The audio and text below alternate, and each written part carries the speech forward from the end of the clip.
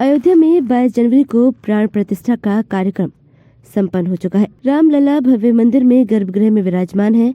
नागर शैली में बनाए गए राम मंदिर परिसर की लंबाई 380 फुट, चौड़ाई 250 फुट और ऊंचाई 161 फुट है। मंदिर का हर मंजिल 20 फुट ऊंचा है और इसमें कुल 392 खंबे और 44 फाटक है। राम जन्मभूमि को लेकर दशकों विवाद चला। 6 दिसंबर 1992 को जब कार सेवकों ने अयोध्या में विवादित बाबरी ढांचा गिराया तो विवाद और गहरा हो गया। सिविल कोर्ट से लेकर हाई कोर्ट और सुप्रीम कोर्ट तक चली लड़ाई में आखिरकार फैसला हिंदू पक्ष के हक में आया। 6 दिसंबर 1992 को जब अयोध्या में विवादित ढांचा गिराया गया, उस वक्त पीवी नरसिम्हा राव प्रधानमंत्री हुआ करते थे और शरद पवार रक्षा मंत्री। अयोध्या में कार सेवकों की भीड़ हफ्ते भर पहले से जुटनी शुरू हो गई। शरद पवार राजकमल प्रकाशन से प्रकाशित अपनी आत्मकथा अपनी शर्तों पर जमीनी हकीकत से सत्ता के गलियारों तक में लिखते हैं कि केंद्र सरकार को किसी अनहोनी की आशंका पहले से थी। मुझे लगा कि इस विषय पर फौरन कठोर कदम उठाया जाना चाहिए।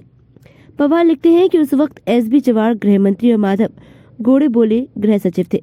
उनका भी यही मत था। मैंने सुरक्षा की दृष्टि से विवादित ढांचे की रक्षा के लिए पीएम के सामने सेना की टुकड़ी तैनात करने का सुझाव रखा, लेकिन उन्होंने फौरन इसे अस्वीकार कर दिया।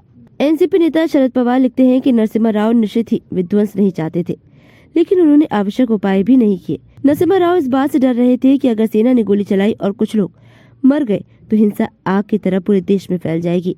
बकौल पवार, जब मैं नरसिम्हा राव से मिला तो उन्होंने मुझसे एक और बात का जिक्र किया। वह था नेशनल इंटेलिजेंस काउंसिल की बैठक का। राव ने कहा कि उस बैठक में राजमाता विजयराजे सिंधिया सहित भाजपा के वरिष्ठ नेता मौजूद थे और उन्होंने आश्वासन दिया कि अयोध्या में कभी भी कोई भी अवांछित घटना नहीं होगी। उत्तर प्रदेश की कल्याण सिंह सरकार को भी उन्होंने ऐसा ही आश्वासन दिया था। पवार लिखते हैं कि जब मैंने जोर देकर कहा कि ऐसे नेताओं पर विश्वास करना खतरनाक है, तो नरसिम्हा राव ने कहा कि मुझे राजमाता के शब्दों पर पूरा भरोसा है और मैं जानता हूँ वह मुझे नीचा नहीं दिखाएंगी। जब मुझे अयोध्या में सेना भेजने की इजाजत नहीं मिली तो मैंने इंडियन आर्मी के गुप्तचर विभाग के कुछ अफसरों को अयोध्या भेजा और 6 दिसंबर की सारी गतिविधियों की वीडियोग्राफी करने का आदेश दिया।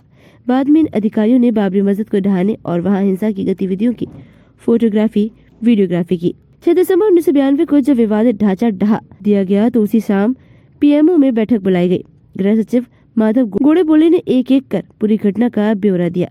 प्रधानमंत्री नरसिम्हा राव सारी बातें ध्यान से सुन रहे थे और अचंभित थे।